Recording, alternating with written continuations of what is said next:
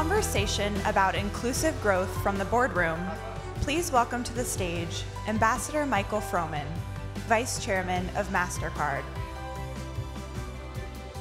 Andrea Jung, CEO of Grameen America. Josh Bolten, CEO of the Business Roundtable. And Anne Finucane, Vice Chairman at Bank of America. Leading the conversation, please welcome Alan Murray, CEO of Fortune.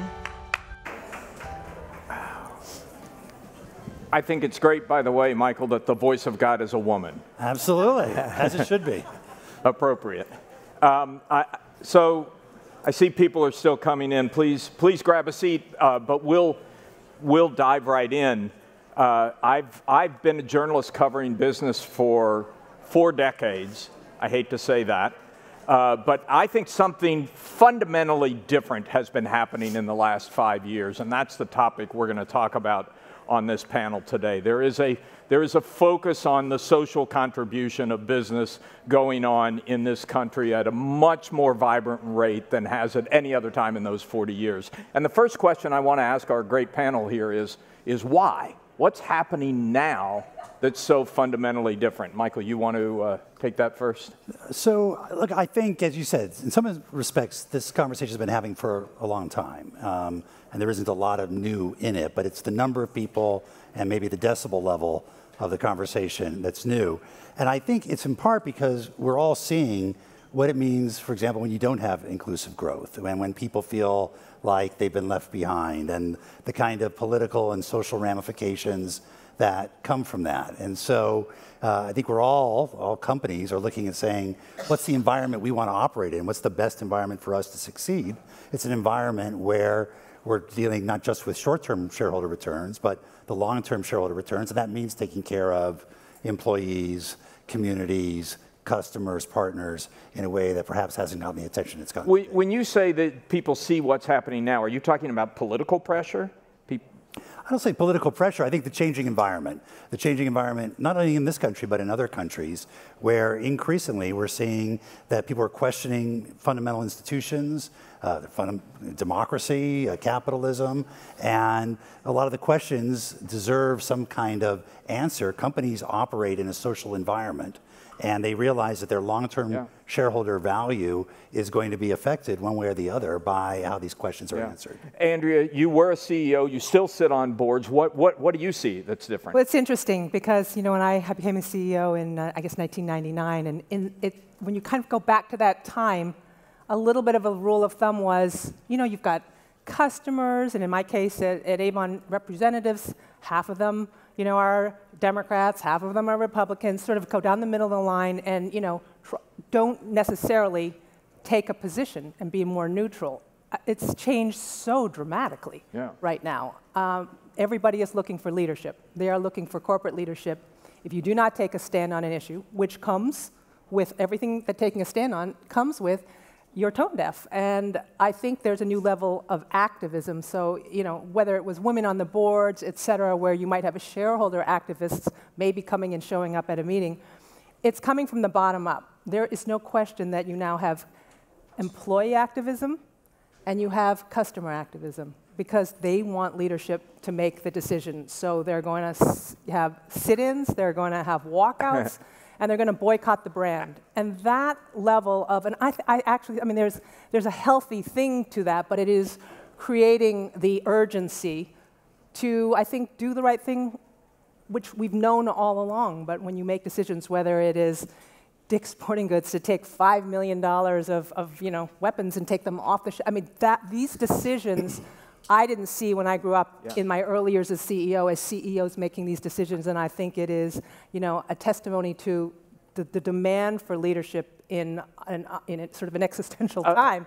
Andrea, I have to say, as a journalist whose job is to try and get CEOs to say controversial things, to me, that's the biggest change. It's kind of stunning. You think about the last 5 years, Mark Benioff coming out against the religious liberties law in Indiana, Bank of America coming out against a law restricting transgender access to public bathrooms, Delta Airlines in Atlanta taking away its discount program for the NRA. Example after example that I can can tell you as somebody who's been in this field would not have happened 10 years ago. None of them would have happened 10 years ago. And I can stand that just wasn't the code, if you would, and it's so important and such a great change. Yeah. Josh, I know you've spent a good part of the last year on this issue because the Business Roundtable has been an important marker. You had a statement that was put out in the 1990s in the era of takeovers and corporate raiders that said, by God, the first responsibility of a company is to its shareholders. You altered that, the Business Roundtable altered that statement in August. Can you tell us how you look at this question? Why now are you altering the 20-year-old policy? It's everything that has already been said, and I think it's one more thing, which is that the CEOs, the leadership of American business companies are increasingly, and I believe properly, worried about support for our free market system in this country. And they recognize that they have a responsibility to ensure that business is viewed in the proper light. Now, Ajay Banga and Mastercard have been operating according to basically a stakeholder model for many years, but a lot of people have not been aware of that. And so when we did our statement in August, it was a statement that both captured how CEOs really operate in today's America, which is, I agree completely different from the way they operated 20 or even 10 years ago, and also to challenge themselves and others to do better, and to have a vision that says that corporations operate not just to ensure that next year's profitability and share price is as high as possible, but to support all of their stakeholders, because in the very long run, and I mean the very long run, taking care of all of the stakeholders, customers, employees, suppliers, communities, and shareholders, that's the way you take care of your shareholders in the long run. You've gotten some public pushback against that. I mean, the Wall Street Journal, The Economist has said you're taking away your responsibilities to the shareholder. That business is going soft. That you're coddling Elizabeth Warren. There've been a lot of different criticisms. That's what they say. I'm just reporting. No, they accused us of trying to appease Elizabeth Warren, and my answer is, and by the way, not just once, but several times in several publications, which, I mean, imagine the Wall Street Journal editorializing 3 times against the science of the Business Roundtable. I mean, yeah, that's a new. You've reached a new high for the Business Roundtable. 3 in a row against you. But we don't actually disagree. The CEOs of the Roundtable are not attempting to appease Elizabeth Warren, not attempting to appear to be abandoning the free market system. They are trying to make sure that the free market system flourishes in this country. And the way to do that in this day and age is to ensure that corporations are properly seen to be taking care of all of their stakeholders. Yeah. And I've watched you push these issues at Bank of America for a decade now. Right. How have you seen the attitudes towards this change at the bank? Well, I mean, just to echo what others have said, I think the level of engagement is certainly accelerated. Also because you have a more diverse workplace. 43% of our workplace is diverse in some way. 40% of the board is diverse. 40% of the executive management is diverse. And that means for a different dialogue. So that's the first thing. Secondly, I think the level of engagement in social media, et cetera, there's just, you must engage. There is no sort of pushing things off. And thirdly, I meet with our top investors, our top 50 institutional investors. And I would tell you 5 years ago, if you were to talk about social responsibility or ESG or what are issues of diversity, that would be when the PMs would get up, the portfolio managers would get up and get their coffee. Then they would come back. Today, I'm facing 3 people across from the institutional shareholder, and they are asking very tough questions. What are you doing in terms of women? What are you doing in terms of climate? Not because they are necessarily political, but they see this as inevitable stuff, that what we politicize here is not politicized elsewhere in the world, climate, that there are some real realities, and that not to allow women to flourish to their full extent is a way of holding back in terms of economic opportunity. And so we are faced with that. So speaking to what Josh said, our CEOs this is what they're dealing with day to day. We must be inclusive. Well, but that in itself is a big change. I mean, you guys were talking about pressure from employees, which I know is a big part of it. But you're saying now you're actually getting pressure from the shareholders themselves. Yes. That's a huge change. And Alan, I think that's why this is an important part of the conversation, because I think setting up this, frankly, a false dichotomy between shareholders and everybody else is probably not terribly helpful, in that this really is all about shareholder value, broadly defined, whether it's short-term versus long-term, whether it's having to convince or explain to shareholders what you're doing in these areas that are creating long-term value for the company, or whether it's being able to attract and retain talent in a highly competitive environment. It's all about, in my view, long-term shareholder value. And you can, I think, deal with some of the skepticism of the Wall Street Journal editorial board by saying, no, in fact, this is shareholder value we're going after. We're doing this because this is what's important to succeed for shareholder value creation over Although not all of it is. So, I mean, we took on a position on guns, on transgender, on private prisons, and I would say the institutional shareholders were not exactly sitting on either shoulder while that happened. Yeah. But nonetheless, they are looking for these long-term, clearly beneficial to a broader society, and they also know reality. Yeah, I spent, the flip side of that is what happens in a company when it's under shareholder attack and it's focused on the short term. I spent all of 2017 in the dying days of Time Inc. in the C-suite. Since the company doesn't exist anymore, I can talk about it, I guess, but saw decisions being made when you're focused on what are we going to tell, what are we going to report this quarter, decisions being made that improved your quarterly results, but were clearly detrimental to employees, to customers, to the long-term prospects of the company. I suspect all of you have seen similar examples.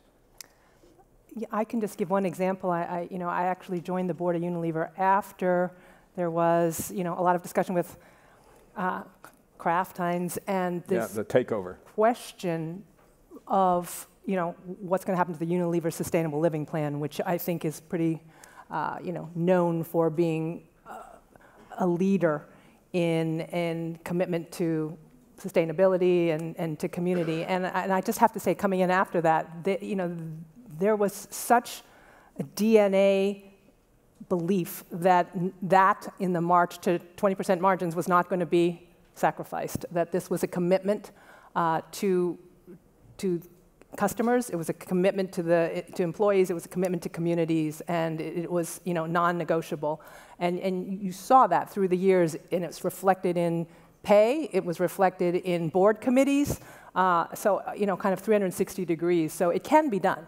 Not easy, but it can be done. But when you are under threat, and I think there was some skepticism, was this going to go? Yeah, but because the minute Unilever returns went down, people said, well, wait a minute, is it because you're focusing too much on the stakeholders?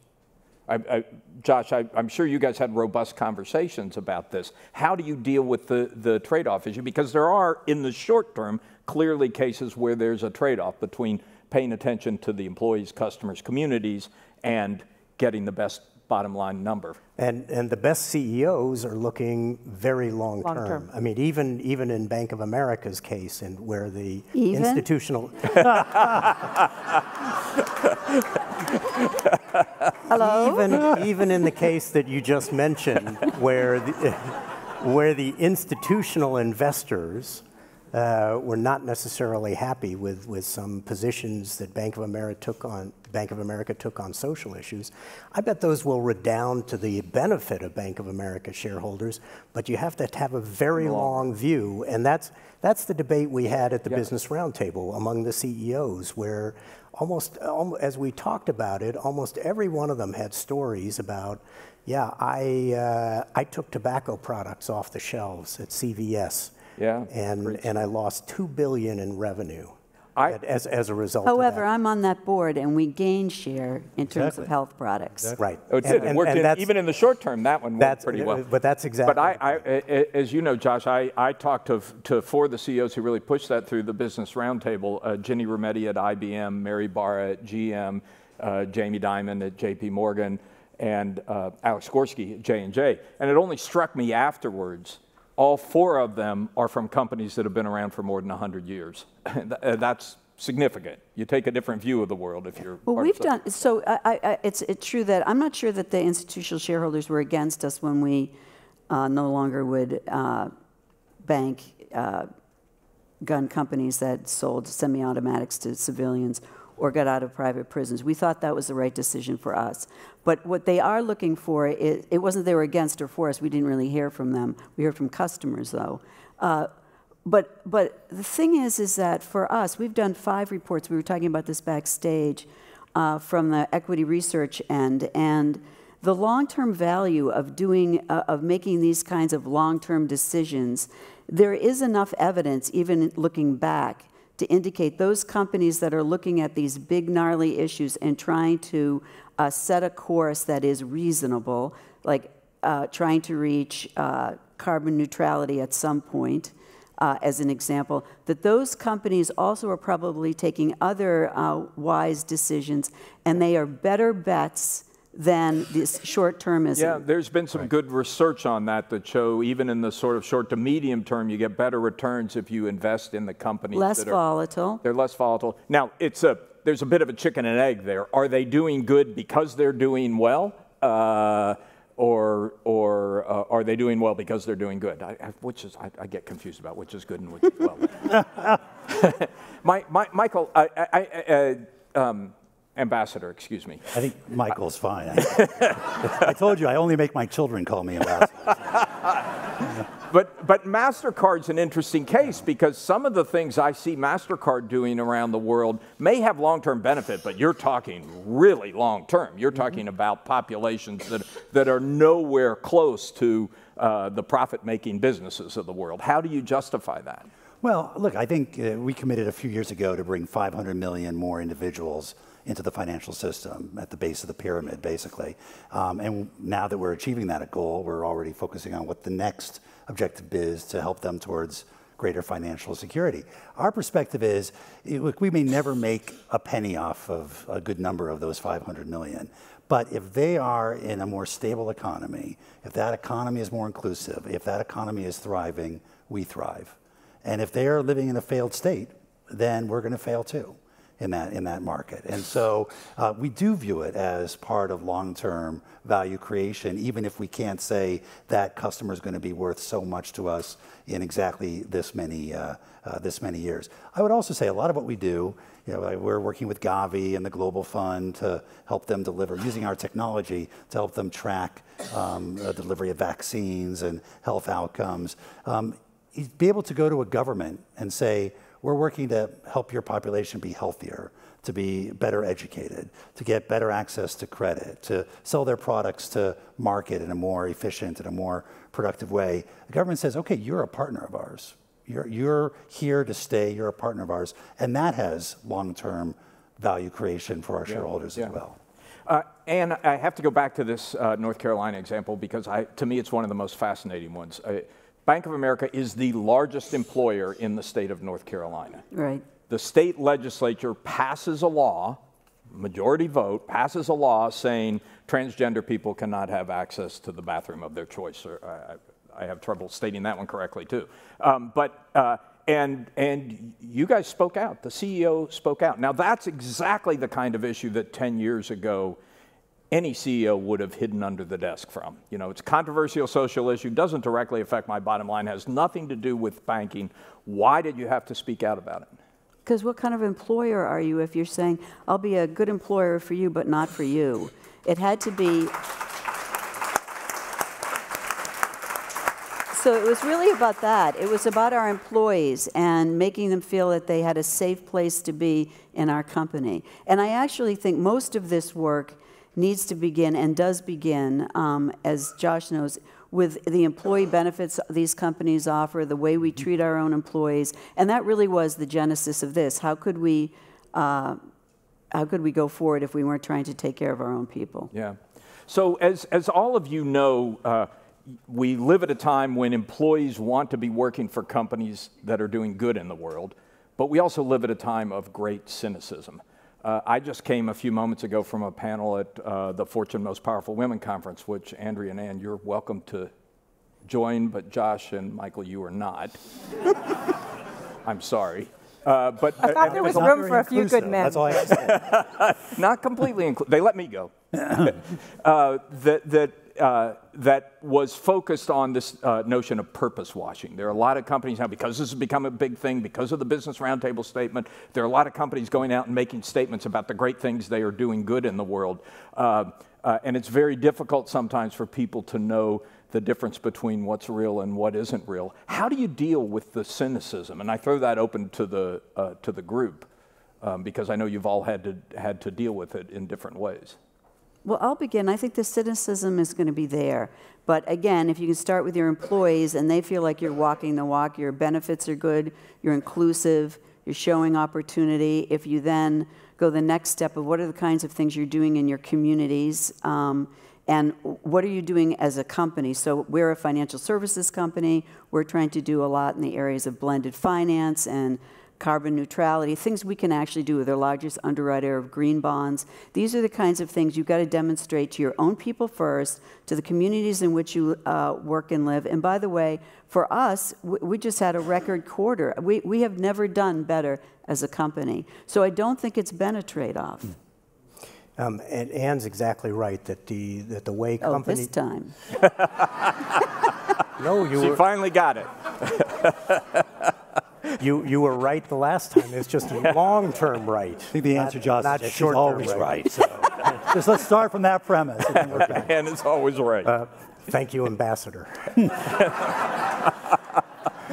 And one of the most important ways that all of the companies in the Business Roundtable, and I think the best businesses all over America, the way they are walking the walk and taking care of their employees is in making sure that they have proper skills training, because that's one of the things that's tearing most at our societal fabric is right. the educational preparation and the skills training needed to have the jobs that are constantly changing. And so all of the companies at the Business Roundtable are engaged within their own communities and sometimes even more broadly in trying to make sure that they're doing what they can to prepare their future and their current employees for the jobs that are going to be available in the future.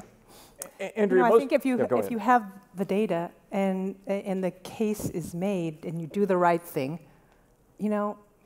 skepticism is skepticism. But I mean, just take the issue of gender pay gap. I mean, I don't know. I've been sort of feeling like I've been in the business world as one of the women at the top, like Ann, for a lot of years in this conversation of 78 cents on the dollar for the same. I mean, it's just been going on for so long. But to the point, I think this is the moment. I mean, if we don't do something about it, if not us, then who? And if not now, then when? So if you're a CEO, you don't need government to make, this is not about minimum wage. You just have to sit there.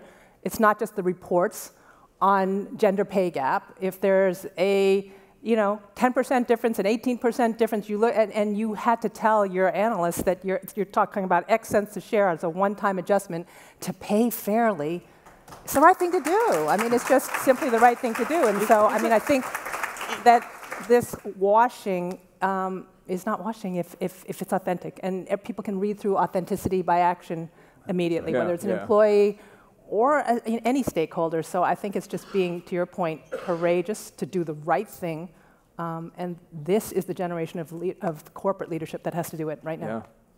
Yeah, go ahead. Alan, can I just throw in one more thing on taking care of and responding to the employees? Because one of the things that struck me when we put out our statement on corporate purpose in August, it got a lot more attention than I expected.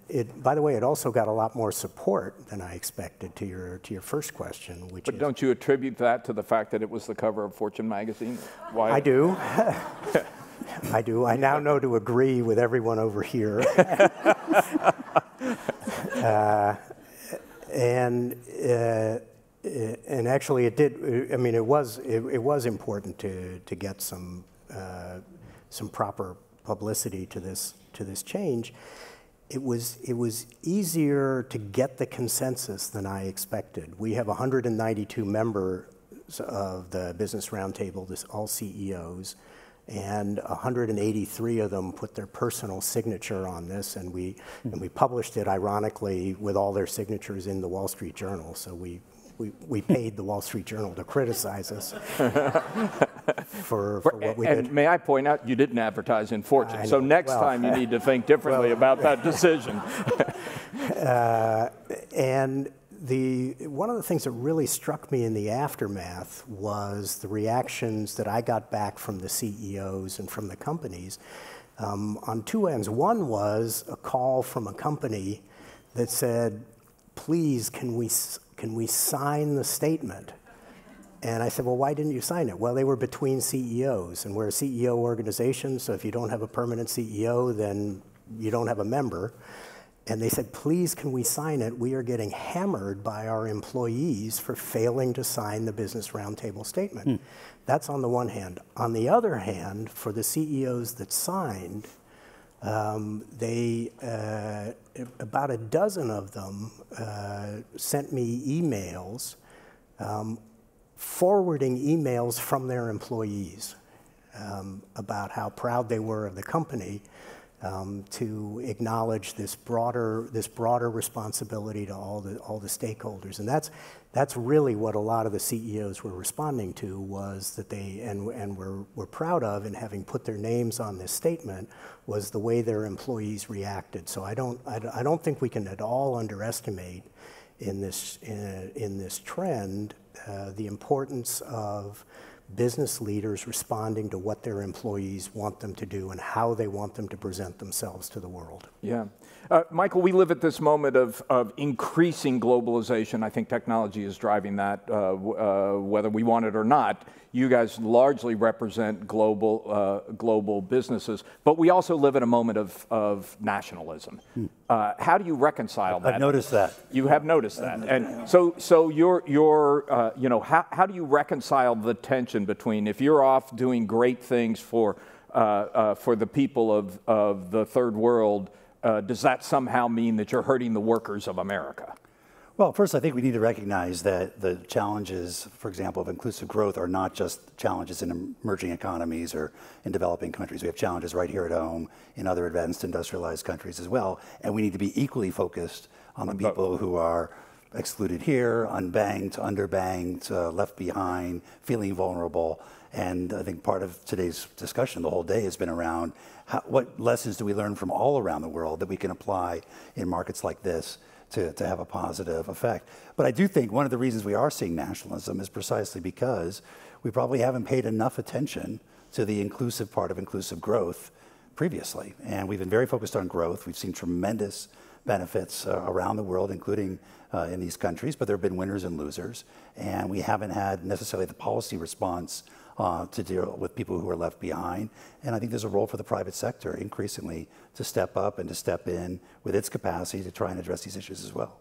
Andrea? I mean, I can, yeah. I had the fortune now, having moved from the for-profit CEOship to running a nonprofit micro-lending program that's incredibly scaled right here in the US, and I'm not just doing this because these guys are sitting here on stage, plus some great supporters here in the audience, but I mean the focus and the realization that inclusive growth in the United States is a huge issue, and microfinance being perceived as an extraordinarily powerful impact in the developing nations, but right here, a mile from here, 2 miles from Wall Street. I mean, we're talking about income inequality, lack of access for financial inclusion for women in this country that is extraordinary.